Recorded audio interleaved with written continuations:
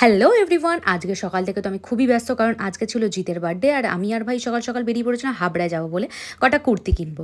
আর এই তিনটে কুর্তি আমার ভীষণ পছন্দ হয়েছে, তার মধ্যে একটা ছেঁড়া ফাটা বেরিয়েছিল, তার জন্য আবারও আমাকে হাবড়ায় চলে আসতে হয়েছিল বৌদির সাথে কুর্তিটা চেঞ্জ করবো বলে। আর এখানে এসে আমি বেশ অনেকগুলো কুর্তি চয়েস করি, আর তারপরে সোজা চলে গেছিলাম কানের কিনবো বলে। আর এখান থেকে বেশ অনেকগুলো কানের পছন্দ করে আমরা চলে আসি বেড কাভারের দোকানে, কারণ এখান থেকে দুটো বেড কাভার নেওয়া ছিল। আর বেড কাভার নিয়ে সোজা চলে গেছিলাম ছাতার দোকানে, কারণ পুক্কু শোনার জন্য একটা ছাতা কিনবো।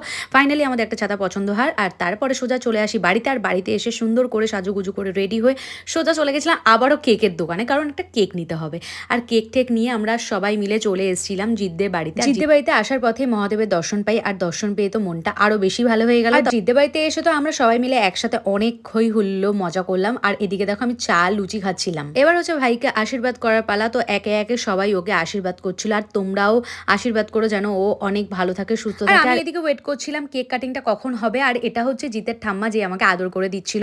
এনার বয়স হচ্ছে 110 বছর। আর এখানে জিতের ঠাম্মা বলছিল আমাকে যে কত বড় হয়ে গেছিস, কতদিন এই বাড়িতে আসিস না, কতদিন পরে তোকে দেখলাম, অনেক বড় হয়ে গেছিস। কি করবো বলো, কাজের চাপে তো আর আসা হয় না। আর এখানে অলরেডি আমাদের কেক কাটিং স্টার্টও হয়ে গেছে। আর ব্ল্যাক ফরেস্টের ওপর থেকে এই চেরিগুলো আমি খাবো না, তো এটা হতেই পারে না, আমার ভীষণ ভালো লাগে। তারপরে আমি ডিনার করতে এখানে বসে পড়ি।